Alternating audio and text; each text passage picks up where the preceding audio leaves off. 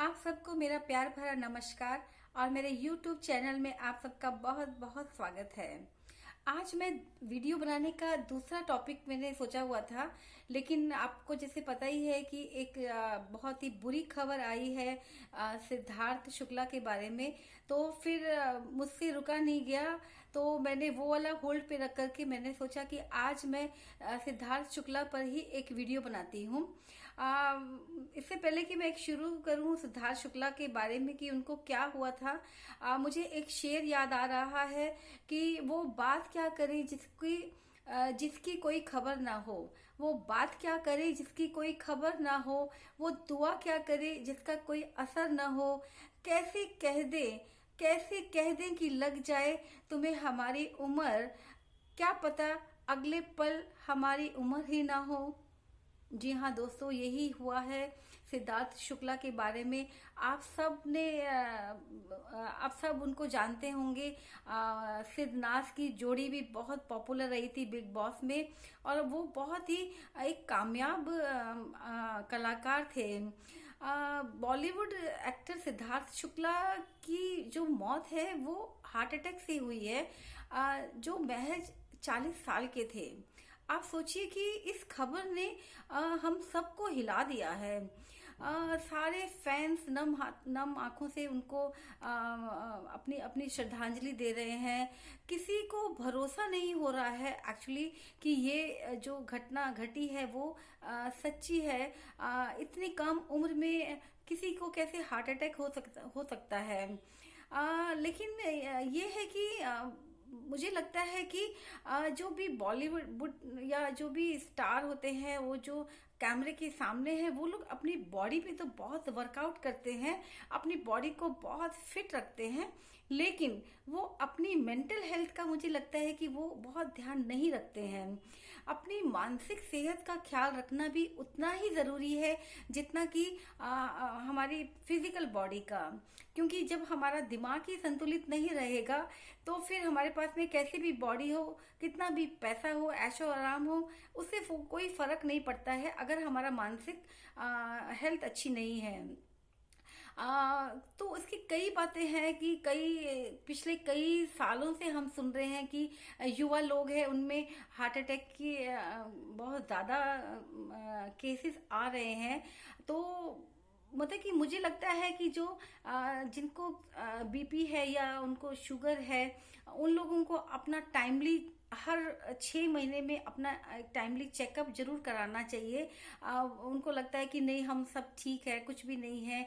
और दूसरी बात है कि सिद्धार्थ शुक्ला के बारे में देखिए कि वो जिस बिल्डिंग में रहते हैं उसमें उसी बिल्डिंग में उनकी मदर भी रहती हैं, लेकिन वो दोनों अलग अलग फ्लैट्स में रहते हैं।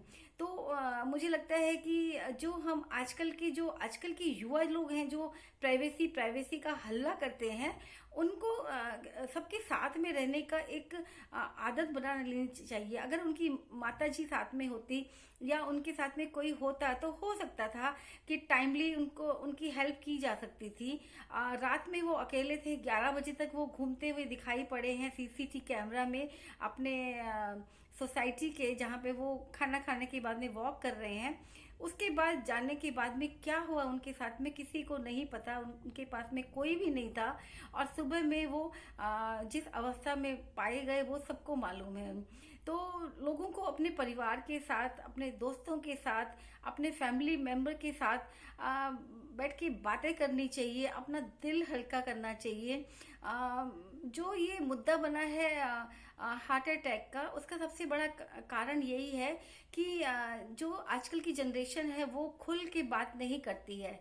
जैसे हमारे टाइप की जनरेशन है, वो बकर बकर बकर चैटर बॉक्स होती थी, वो सब बातें अपनी बता दिया करती थी। लेकिन आजकल थोड़ा सा प्राइवेसी के नाम पे वो लोग अपनी बातें नहीं बताते हैं।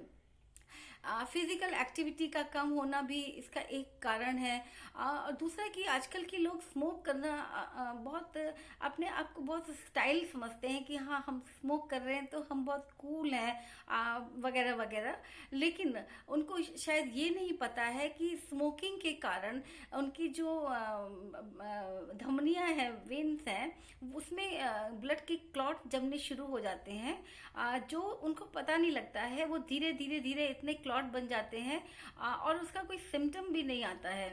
तो वो भी एक कारण हो सकता है।